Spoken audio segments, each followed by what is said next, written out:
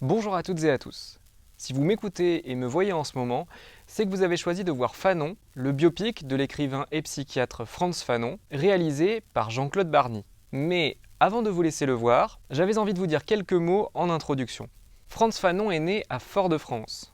En 1943, à l'âge de 18 ans, en pleine Seconde Guerre mondiale, il rejoignit la métropole pour s'engager dans la résistance. Revenu en Martinique, il obtint son bac en 1946 avant de repartir faire ses études de médecine dans l'Hexagone, à Lyon. Il se spécialise alors en psychiatrie tout en suivant des cours de littérature et de philosophie. En 1952, à seulement 27 ans, il publie Peau noire, masque blanc, l'un de ses essais les plus célèbres encore aujourd'hui. Tiré de sa thèse de doctorat en psychiatrie, ce texte questionne les notions d'identité, d'assimilation et de racisme envers les personnes noires, notamment au travers de son expérience d'antillais installé en métropole. L'année suivante, en 1953, il est nommé médecin-chef de la clinique psychiatrique Blida Joinville, en Algérie, et c'est exactement là où commence le film que vous allez voir dans quelques minutes. Adolescent dans le Val d'Oise dans les années 80, Jean-Claude Barny, le réalisateur du film, était fasciné, comme beaucoup de jeunes, par le cinéma et les séries télé. Mais il a vite ressenti une frustration en réalisant qu'aucun récit de fiction ou presque ne semblait rentrer en résonance avec sa culture antillaise et de son expérience d'homme noir.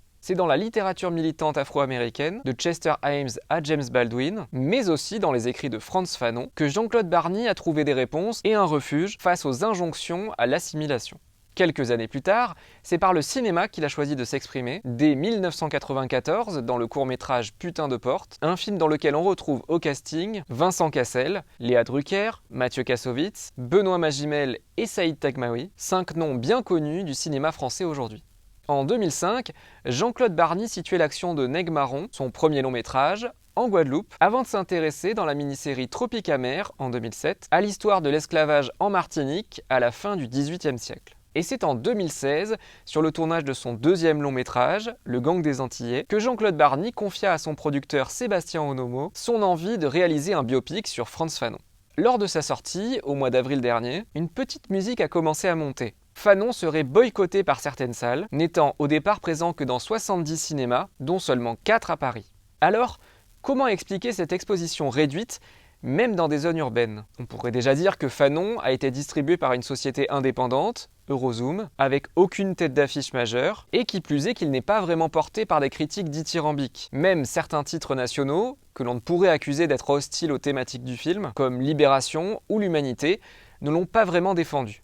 Tous ces paramètres n'ont pas aidé le film à être identifié comme un choix potentiel par des salles. Et finalement, les accusations de boycott ont permis à Fanon d'acquérir une réputation sulfureuse et de faire venir en salle un public qui ne l'aurait peut-être pas vu. À l'heure où je vous parle, il cumule à un peu plus de 180 000 entrées en France, ce qui est très correct compte tenu de son exposition. La question que vous pourriez alors vous poser, c'est comment nous, exploitants de cinéma, choisissons les films qui sortent dans nos salles. Un établissement généraliste, comme le Cinéma Rex, qui se doit de satisfaire un ensemble de publics, au pluriel, a des choix qui sont assez évidents, et d'autres qui se font à la carte selon 2 critères. Le facteur économique, le film a-t-il un public potentiel? Et le facteur artistique, le film a-t-il des qualités narratives et ou esthétiques? Et au-delà de ces 2 critères, il reste la subjectivité des programmatrices et programmateurs, dont certaines et certains ne se sont peut-être pas sentis les épaules de diffuser un film qui pourrait créer une polémique, sortant en pleine brouille diplomatique entre la France et l'Algérie.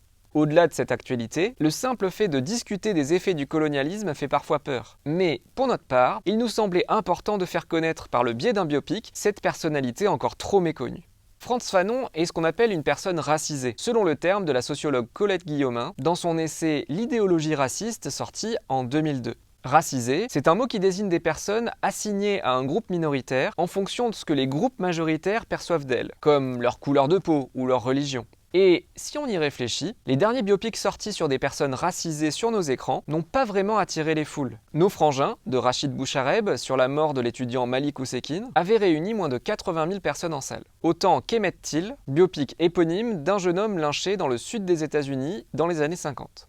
Pour sa part, le film Avant que les flammes ne s'éteignent, qui adaptait librement l'histoire de la mort d'Adama Traoré et du combat de sa sœur Assa, avait même réuni moins de 25 000 personnes, sur fond de polémiques alimentées par la fachosphère. En fait, c'est un peu le serpent qui se mord la queue. Si ces films n'atteignent pas les salles, ils ne peuvent pas être vus par le public. Et c'est exactement pour ça qu'il est important pour nous de vous présenter aujourd'hui Fanon, pour aider à une meilleure représentation de l'histoire des personnalités racisées. Vous en savez désormais un peu plus sur le contexte de la sortie de Fanon, un film que je vous laisse découvrir tout de suite. Il ne me reste qu'à vous souhaiter une très bonne séance et je vous dis à bientôt au cinéma.